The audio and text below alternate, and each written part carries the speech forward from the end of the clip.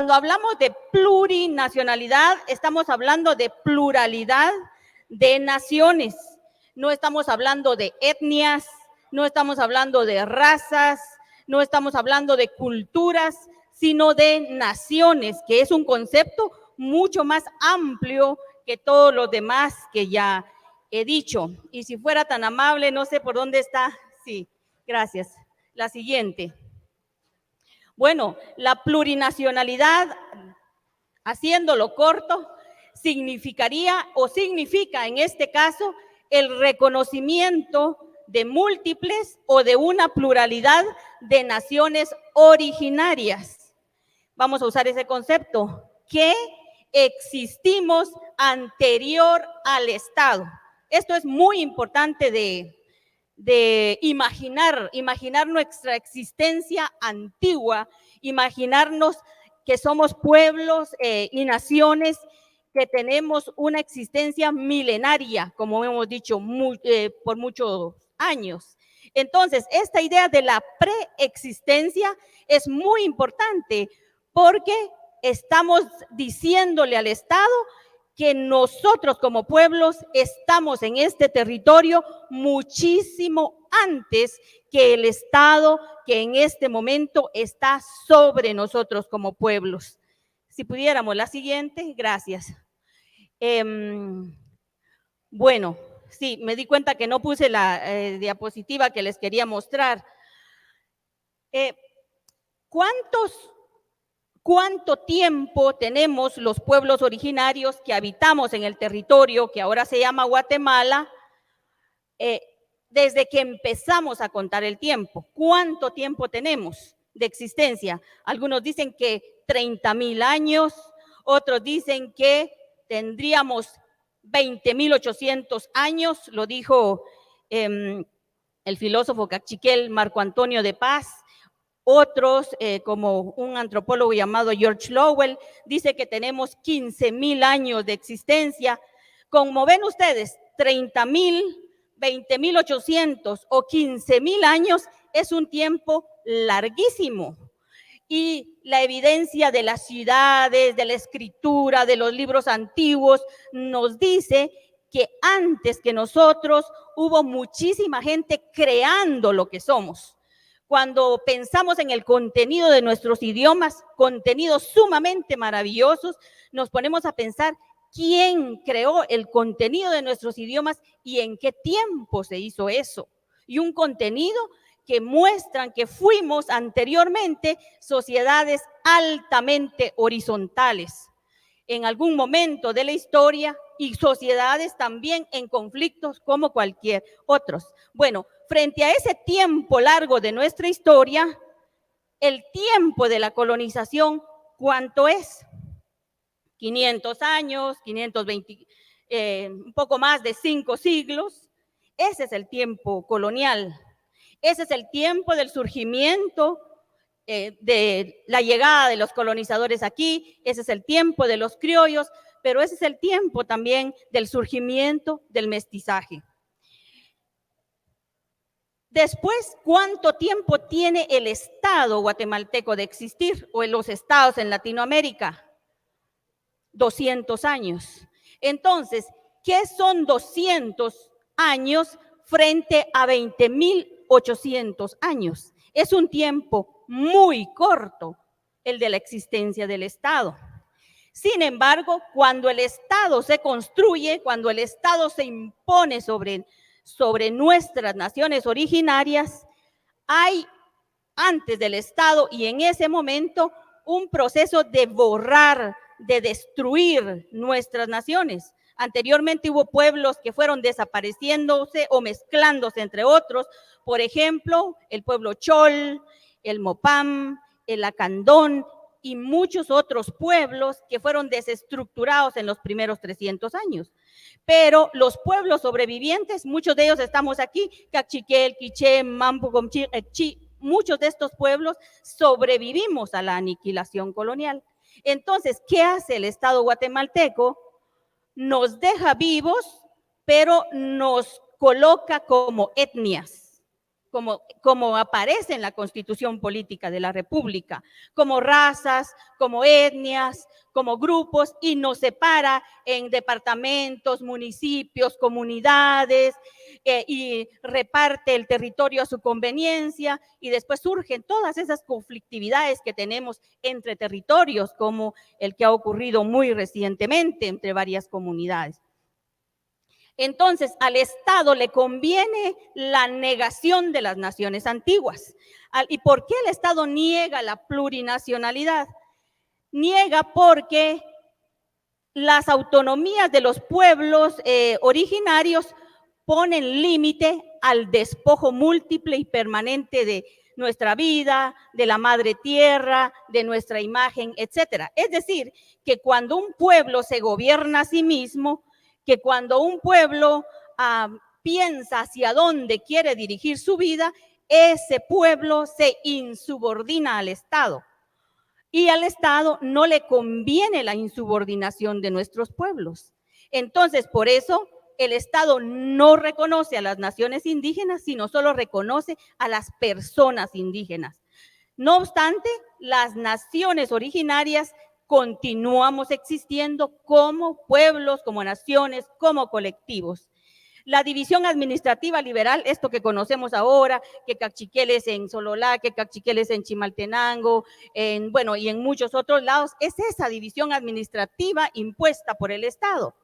Y nos traen un aspecto emocional, que es el patriotismo, el patrioterismo, que las banderas, que el himno nacional, que salimos corriendo para el 15 de septiembre con nuestras antorchas. Todo esto hace que ese componente emocional nos diga que estamos vinculados a un país que al mismo tiempo nos está asesinando. Y bueno, la pregunta, ¿qué seríamos los pueblos indígenas sin el Estado? ¿Viviríamos los pueblos indígenas sin el Estado? Esa es una gran pregunta que nos tenemos que hacer. ¿Viviríamos los pueblos originarios sin el Estado? Por supuesto que viviríamos sin el Estado. La siguiente página, ya me queda poco, ¿verdad? Ya. Bueno, viviríamos sin el Estado, ¿por qué? Porque los pueblos originarios desde siempre hemos cuidado el territorio y la madre tierra, ¿o no? Ustedes tienen la respuesta. No estoy para repetir todo lo que ha ocurrido en estos últimos días. Y como hemos cuidado la madre tierra y el territorio, ahí está la reserva de aquellos que miran a la madre tierra como una mercancía. ¿Por qué creamos nuestra propia vida? Cultivamos nuestros propios alimentos para vivir. ¿Será así o no es así? ¿De quién dependemos para comer? De nosotras y nosotros mismos, al mismo tiempo que alimentamos al país. ¿Hacemos nuestra propia ropa? ¿Sí o no? Es decir, la ropa que nosotras, por lo menos las mujeres y algunos hombres de algunos pueblos, usamos todos los días, lo hacen las tejedoras. No es una ropa que el Estado nos la provee. ¿Ejercemos nuestra propia justicia? ¿Sí o no? En lugares como Sololá o Totonicapán, el 90% de los casos se atienden ahí. Es decir, que no dependemos del Estado para tener una resolución a nuestros conflictos. Tenemos formas de autogobierno, también eso es otra cosa. Entonces, ¿qué nos da el Estado de todo esto? El Estado lo que hace con nuestras vidas es más bien quitarnos a los pueblos originarios. El Estado nos quita porque solo existe si nos sacrifica y si nos despoja. Por eso creo que hemos llegado en un momento en que debemos dejar de desconocer al Estado, pensar el Estado, reflexionar sobre el Estado sin ningún tipo de temor. La siguiente, por favor, si es que todavía tengo. Bueno, ¿qué demanda la plurinacionalidad? Porque ya se me ha acabado el tiempo. La plurinacionalidad no solo va a demandar que se respete nuestra cultura, eso sí, se ha dicho desde hace muchísimo tiempo, que se respete nuestra forma de ser, nuestras costumbres y tradiciones. La plurinacionalidad va muchísimo más allá. La plurinacionalidad, por si acaso alguno de los conceptos no lo abarca todo, busca autonomía de nuestra vida como colectivos. Es decir, busca que nosotros, nosotras o como colectivos seamos los encargados de cuidar nuestra propia existencia, haciendo que todo lo que existe en nuestro territorio sea para alimentar nuestra vida. En este momento no es así. Por eso, a la par de que en este país hay ríos, hay tierras, mucha gente, muchos niños y niñas mueren de desnutrición, porque no estamos enfocados en el cuidado de nuestra vida, sino estamos sacrificados para otros. La plurinacionalidad también demanda libre determinación, es decir, gobierno de nosotros mismos. Y un gobierno nuestro significa que no tenemos que pedirle permiso al Estado para gobernarnos, porque la legitimidad de nuestra existencia radica en que existimos antes que el Estado en estos territorios. Y el tercer planteamiento es que demandamos soberanía, y soberanía significa los derechos sobre nuestro territorio. Es decir, que aquí lo que demanda la plurinacionalidad es mucho más amplio, demanda un proceso de concertación entre nuestros pueblos, de acercamiento entre nuestros pueblos, de liberación de las fronteras administrativas en que ahorita estamos separados. Y la última, por favor, gracias. Bueno, lo que finalmente buscamos es una vida en plenitud. ¿Cuál es nuestro horizonte? ¿No? Mejorar nuestras condiciones de vida, por supuesto. Tener un mejor trabajo, por supuesto. Comer, por supuesto. Pero es una vida plena que se consiga en la construcción colectiva del ser, de otro ser, que busque en la relación, en la conexión, en la convivencia y que no reproduzca las conductas asesinas del Estado. Entonces, creo que estamos en un momento en que podemos tener unas luchas que puedan desafiar al Estado, porque finalmente hemos podido vivir sin el Estado y a pesar del Estado. Muchas gracias.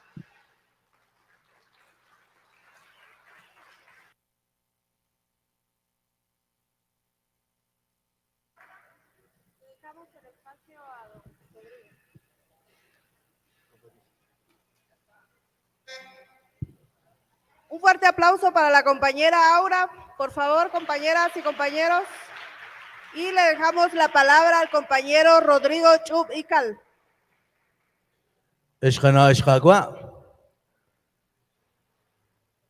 Ana Juan Likutan Hop Imosh Juan Coarin Salihundik Ángel Saban Bilchiku Kakbots Likanale. Buenos días. Muchas gracias. Reconocemos y apreciamos los proyectos e iniciativas acerca de la plurinacionalidad que hasta ahora en Guatemala hay. Hay esos intentos a nivel político, a nivel cultural, a nivel social. Hablar de plurinacionalidad en el caso de Guatemala es hablar de la ancestralidad. Ahí, pues, a partir de nuestros orígenes, es a partir de nuestras raíces, en el caso de Guatemala, en el caso de Ishim Uleu. Plurinacionalidad, pluri quiere decir pluralidad, con toda la razón de Aura. Pero ¿qué son las nacionalidades? ¿Qué son las comunidades? Es donde convergen idiomas. Yo hablo el idioma maya quechí. Convivo y practico la espiritualidad quechí. Costumbres, tradiciones, cosmovisiones, etcétera. Tenemos una historia, tenemos un territorio, una cultura, una cosmovisión, una espiritualidad, una organización social y política. Chub Ical es mi apellido. Las hermanas y los hermanos Pocom dirán, no tenemos ese apellido desde la nación Pocomchi, por ejemplo. También las ciudades caracterizan a las naciones. Lo veremos más adelante. Por ejemplo, la nación quiché tiene su territorio, tiene su cosmovisión y todo lo que mencioné con anterioridad. Sutujil, man, pocomam, pocomchi, ekchi, itza, chorti, chuj, anjobal, ishil, shinka. También garífuna. Que antes no eran comunidades lingüísticas como lo tiene la Academia de Lenguas Mayas de Guatemala, desde el punto de vista lingüístico. Antes eran reinos. Habían ciudades, habían estados, por ejemplo, Iximché, Gomarcaj, en Quiché, en Santa Cruz, Tecpan, en Chimaltenango, Saculeu, en Huehuetenango, Cobán, entre otras. Cuando hablamos de nacionalidad, es la madre tierra de cada nación, de cada nacionalidad. Lijanachoch, Ukushkaj, Ukush Uleu, en Quiché o en Cachiquel. Tenemos en los manuscritos históricos Amak, que quiere decir nacionalidad, territorialidad. Shimal Shuam Tenamit, Ralchochil, Mayil, Mayab, Siwantinimit. Cuando hablamos de estos términos, estamos hablando de reinos y estamos hablando de nacionalidades. Pues, ¿a quién incluye? A toda la comunidad, a todas las familias, niños, mujeres, autoridades ancestrales, comadronas, guías espirituales, abuelas y abuelos.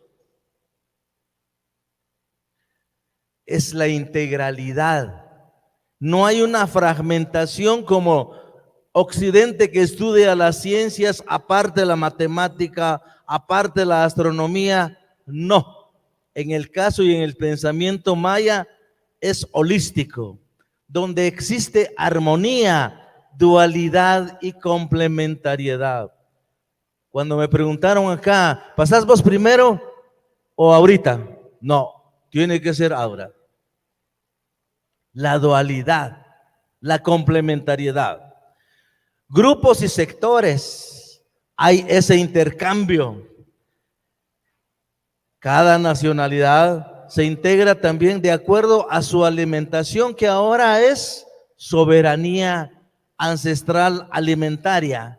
Tienen ciencias, tienen tecnologías estas nacionalidades. Pues sí, tienen su sistema de organización sociopolítica propia. No es permitido la plurinacionalidad en Guatemala por la Constitución vigente 1985. Solo hace mención del artículo 66 muy tímidamente. Esta plurinacionalidad es contrario al gobierno, al sistema Cashlán, al sistema colonial, al sistema capitalista. Estamos hablando entonces cada vez más de autonomía y libre determinación de los pueblos, de las nacionalidades. Son las comunidades quienes gobiernan y deciden política, cultural, económicamente. ¿Cómo se ejerce? Pues sí, los ajpop, grandes reinos, grandes reyes, autoridades de estas nacionalidades están todavía presentes y es lo que hay que activar y reactivar. Están los Camolbé, los Jolominel, los Jolom, los Ajab, por decir, los reyes de esos reinos de las nacionalidades. Hay abuelas y abuelos mencionados en estos textos históricos como Ushikej, Belejepsi, Ajkanek, el rey Itzá, Ajpopbat, allá en la nación Kekchi, es de por vida. No como ahora los cocodes les dan una tarjeta o credencial por 1 año, 2 años. No, las autoridades ancestrales que conforman esta nacionalidad debe de ser de por vida y en forma sucesiva. Familias, hijos, familiares. Hay normas, por supuesto. El sistema de justicia propia, Maya, Xinca, Garifuna. ¿Por qué podría ser un horizonte de esperanza? Pero el pueblo maya, en este caso, ya estaba organizado por reinos, por territorios, no separados, sino que unidos. Había esa comunicación, esa interrelación. Únicamente habrá que retomar la organización propia ancestral. Hay que seguir en el marco de la autonomía y la libre determinación declarada por Naciones Unidas. Cuando no reconocemos la diversidad, por eso es que hay pobreza en los estados. La colectividad, la armonía licomonil. Hemos perdido esto. Ahora hay mucho ego, ya no hay esa vida colectiva. Comunil se dice, y casi nos entendemos en algunos idiomas mayas. Ahora es el individualismo y la competitividad desleal. La pobreza y la pobreza extrema es parte de esto porque no hay un reconocimiento a la diversidad cultural, política, lingüística. Entonces, cuando no hay reconocimiento de la diversidad, es un estado excluyente. Por eso, las luchas en Guatemala, políticas armadas, ha habido etnocidio, ecocidio y genocidio. Porque no aceptan esta plurinacionalidad en Guatemala de parte del sistema capitalista en Guatemala. Apostamos por la organización propia. Adelante.